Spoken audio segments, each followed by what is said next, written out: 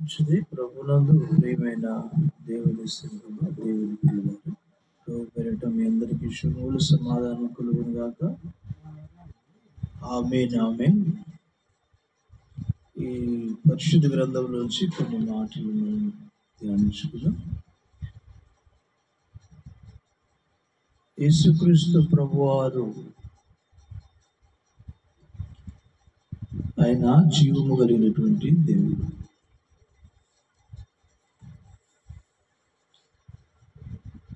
ఆయనే నిజమైన దేవుడు, నిత్య జీవమునై ఉన్నారని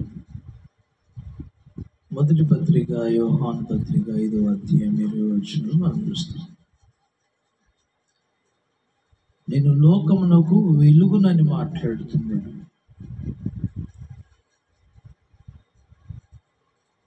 నన్ను వెంబడించేవాడు చీకటిలో ఉన్నాడు, ఒక జీవపు వెలుగు కలిగి ఉన్నాడని మాట్లాడుతున్నాడు. ఆయనలో చీకటి ఎంత మాత్రం లేదని లేక, కాబట్టి ఆయన నిజమైన దేవుడు. తీతు పత్రికలో మనం గమనిస్తే పిల్లరా, ఆయన మహాదేవుడు అని లేక,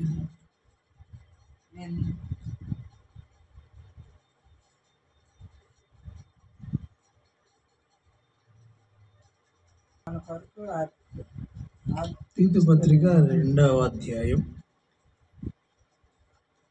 13-14 వచనాల్లో మనం ఈ మాటలు చూస్తున్నాం పిల్లలు. మహాదేవుడును మన రక్షకుడైన యేసుక్రీస్తు మహిమలో ఆయన అనగా మహాదేవుడును మన రక్షకుడైన యేసుక్రీస్తు మహిమ యొక్క ప్రత్యక్షత కొరకు ఎదురు చూచుచు ఈ లోకంలో స్వస్థ బుద్ధితోనూ నీతితోనూ భక్తితోనూ బ్రతుకుచుండవలెనని మనకు బోధించుచున్నది. అవును, ఆయన సమస్తమైన దుర్నీతి నుంచి మనల్ని విమోచించి సత్క్రియలందు ఆసక్తి గల ప్రజలు తన కోసం పవిత్రపరుచుకొని తన సొత్తుగా చేసుకొనుటకు తను తానే మన కొరకు అర్పించుకొని. అవును పిల్లలు, క్రీస్తునందు ప్రియమైన వారు, యేసుక్రీస్తు ప్రభు వారు ఎవరంటే మహోన్నతుడు, మహాగణుడు, పరిశుద్ధుడు కదా. Most great God and saviour Jesus Christ, looking for the blessed hope and glorious appearing of our great God and Savior of Jesus Christ. Great God, గొప్ప దేవుడు.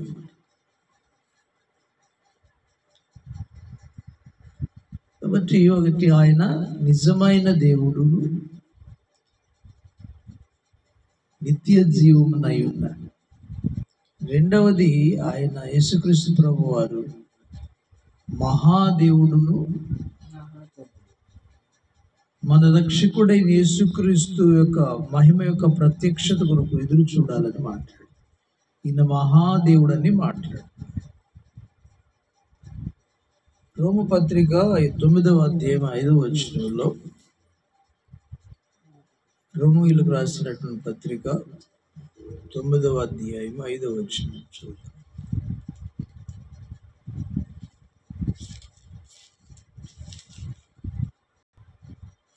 శరీరం బట్టి క్రీస్తు వారిలో పుట్టిన ఆయన సర్వాధికారైన దేవుడయ్యుండి నిరంతరము స్తోత్రార్హుడై ఉండేది. ఆమేన్. స్తోత్రార్హుడై ఉండేది. ఈయన సర్వాధికారి అయిన దేవుడై ఉండి నిరంతరము స్తోత్రార్హుడై ఉన్నాడు. మూడోది యేసుక్రీస్తు ప్రభువారు ఎవరంట? సర్వాధికారి అయిన దేవుడు. సర్వాధికారం నాకు ఇవ్వబడి ఉంది. ఒకటి నిజమైన దేవుడు, రెండవది మహాదేవుడు, మూడవది సర్వాధికారి అయిన దేవుడిని లేఖనం. మరొక వచనం చదువుతాం అక్కడే పిల్లల. ఒక వచనాన్ని చదువుకుందాం.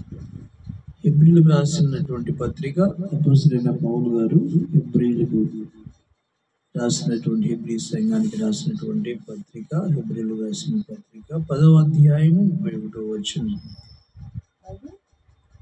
10వ అధ్యాయము 31వ వచనం. ప్రభువు తన ప్రజలకు తీర్పు తీర్చును అనియు చెప్పిన వానిని ఎరుగుదుము కదా, జీవము గల దేవుని చేతిలో పడుట భయంకరము. యేసుక్రీస్తు ప్రభువారు ఎవరంట? జీవము గల దేవుడు. ఎవరంట? జీవము గల.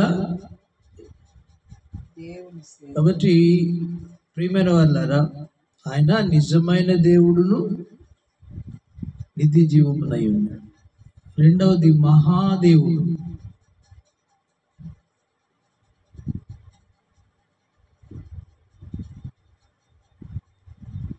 నాలుగవది ఆయన, మూడవది ఆయన సర్వశక్తి కలిగిన దేవుడు.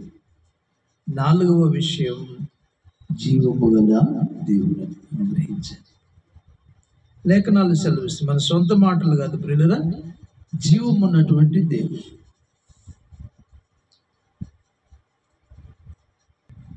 గమనించండి, యోహాను సువార్త 8వ అధ్యాయం. యోహాను సువార్త 8వ అధ్యాయము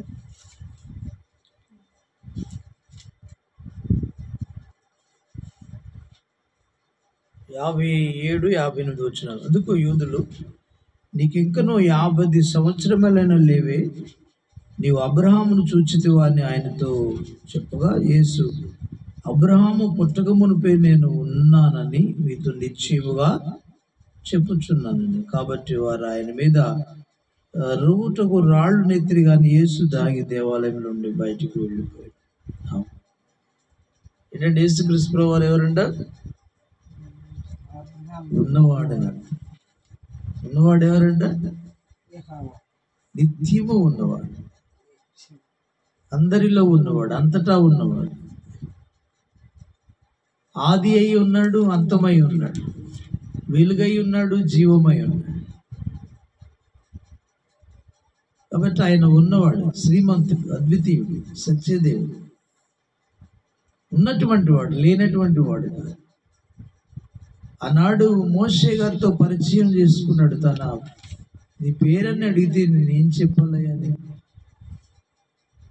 ప్రజలు అడిగితే నేనేం చెప్పాలి ప్రభు అని అడిగితే, నా పేరు ఉన్నవాడు అన్నవాడు అన్నాడు.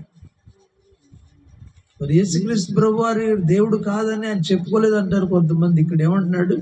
నేను అబ్రహాము పుట్టక మునిపే నేను ఉన్నాను అంటున్నారు. ఉన్నవాడనని అర్థం. కాబట్టి యేసుక్రీస్తు ప్రభు వారు ఎవరంట? ఉన్నవాడు, ఉన్నటువంటి వాడు, లేనివాడు కాదు. ధనం ఉన్నవాడు, బలం ఉన్నవాడు, జ్ఞానం ఉన్నవాడు కదా, సమస్తము ఉన్నవాడు, ప్రేమ ఉన్నవాడు, సిరి సంపదలకు శ్రీమంతుడు, అద్వితీయుడు. ఆయన ఉన్నవాడు అన్నటువంటిది, ఉన్నవాడు ఆయన. ప్రియమైన వాళ్ళారా, మరొక విషయం, యేసుక్రీస్తు ప్రభు వారు ఎవరంటే, యోహాను సువార్త 1వ అధ్యాయం 1వ వచనంలో, యోహాను సువార్త 1వ అధ్యాయం 1వ వచనం, ఆది యందు వాక్యం ఉండెను, వాక్యము దేవుని యొద్ద ఉండెను, వాక్యము దేవుడై ఉండెను. అవును, ఆది యందు వాక్యం ఉండెను, వాక్యము దేవుని యొద్ద ఉండెను, వాక్యమే దేవుడై ఉండెను. ఆయన ఆది యందు దేవుని యొద్ద ఉండెను, సమస్తము ఆయన మూలముగా కలిగినదేదియు ఆయన లేకుండా కలుగులేదు. ఆయనలో జీవం ఉండెను, ఆ జీవం మనుషులకు వెలుగై ఉండెను. ఆ వెలుగు చీకటిలో ప్రకాశించుతున్నది కానీ చీకటి దానిని గ్రహింపకుండెను. అవును ప్రియమైన వాళ్ళ, కాబట్టి యేసుక్రీస్తు ప్రభువు వారు ఎవరంట? వాక్యమైనటువంటిది. ఆది యందు వాక్యం ఉండెను, వాక్యము దేవుని యొద్ద ఉండెను, వాక్యమే దేవుడై, వాక్యాస్వరూపి అని అర్థం. యేసుక్రీస్తు ప్రభువారు వాక్యమైన దేవుడు. నా చేతుల్లో ఉన్న పరిశుద్ధ గ్రంథం దేవుని మాట, దేవుని వాక్. యేసుక్రీస్తు ప్రభువారు వాక్యమైనటువంటి దేవుడు.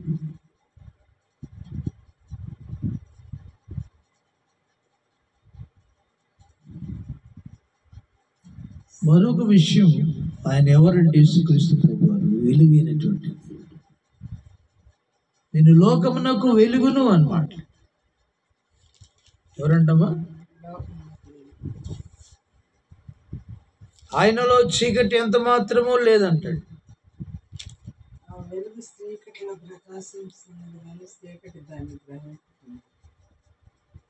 నేను లోకమునకు వెలుగై ఉన్నానని దేవుని లేఖనాలు వెలుగైనటువంటి దేవుడు. 8వ అధ్యాయము, యోహాను సువార్త 8వ అధ్యాయం 12 వచనం. మరలా యేసు, నేను లోకమునకు వెలుగును, నన్ను వెంబడించేవాడు చీకటిలో నడవక జీవపు వెలుగు కలిగి ఉండునని చెప్పి.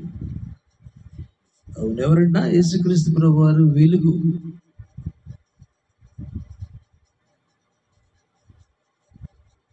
చీకటి లేదు ఆయనలో, పాపం లేదు ఆయనలో.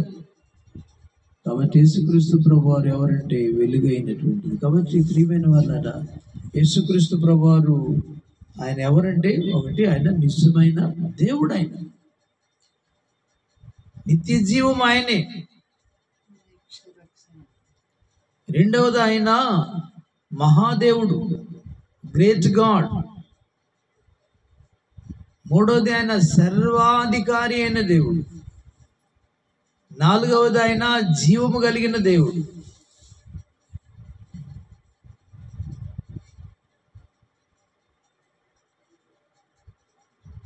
ఐదవ విషయం మనం గమనిస్తే ప్రియులారా, ఆయన వాక్యమైన దేవుడు, ఆయన వెలుగైనటువంటి దేవుడు. ఈ దేవుడు ఏం చేశాడంటే ప్రియమైన వాళ్ళారా, కృపా సత్య సంపూర్ణుడుగా మన మధ్యలోనికి వచ్చిన. యోహాను సువార్త 1వ అధ్యాయము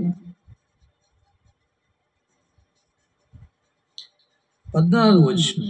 ఆ వాక్యము శరీరధారి అయి కృపా సత్య సంపూర్ణుడుగా మన మధ్య నివసించును. తండ్రి వల్ల కలిగిన.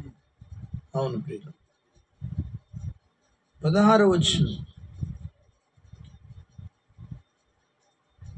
ఆయన పరిపూర్ణతల నుండి మనమందరం కృప వెంబడి కృప పొందితిమి. ధర్మశాస్త్రం మోషే ద్వారా అనుగ్రహింపబడిన కృపయు సత్యమును యేసుక్రీస్తు ద్వారా కలిగిన.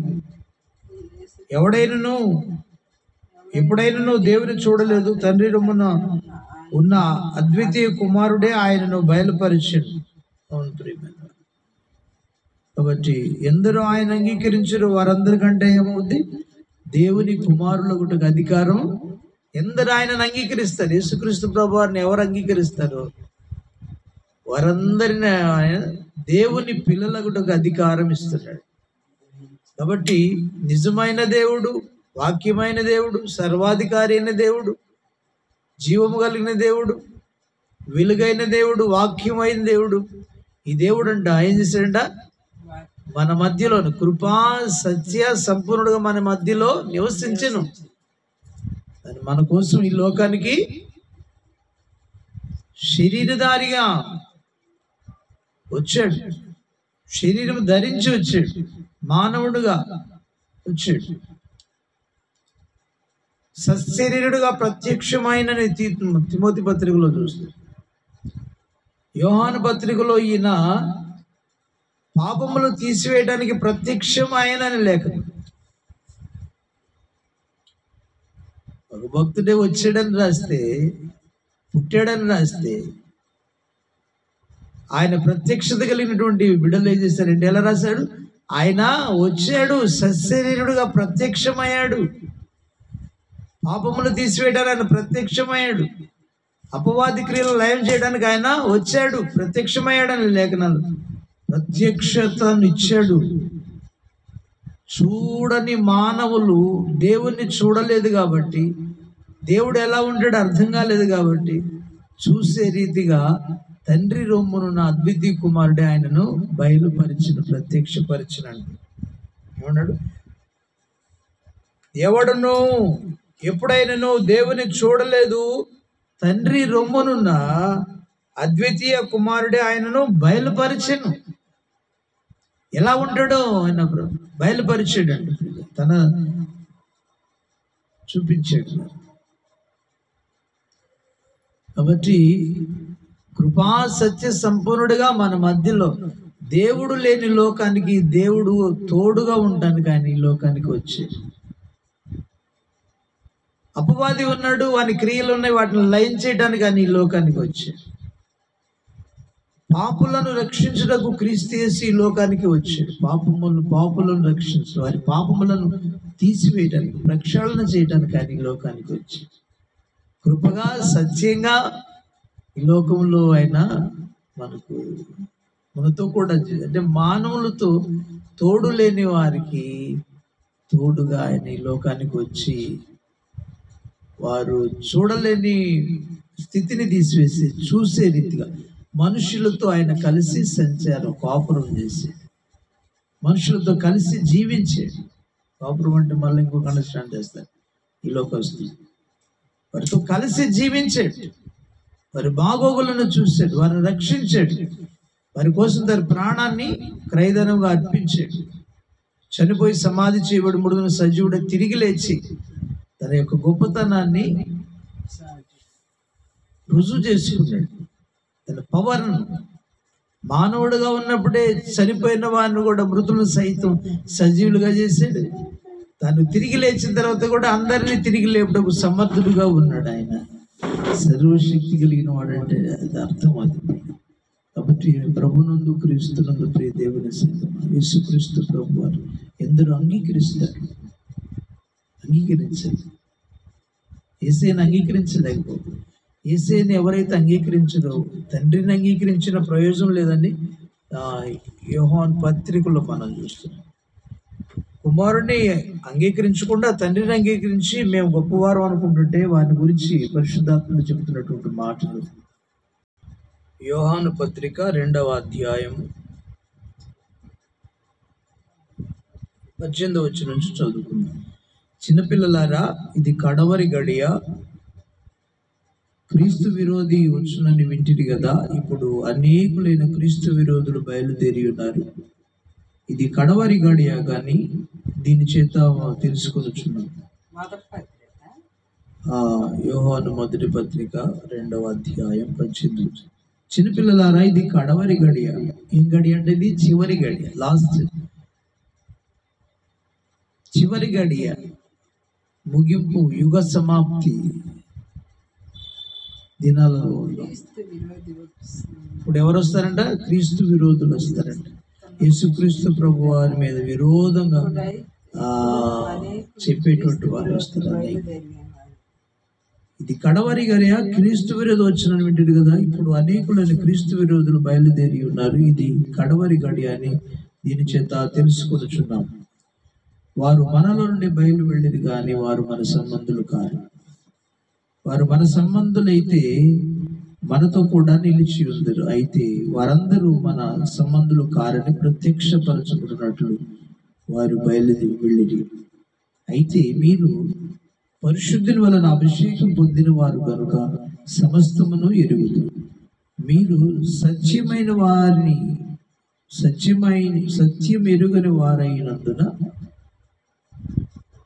నేను రాయలేదు, కానీ మీరు దానిని ఎరిగి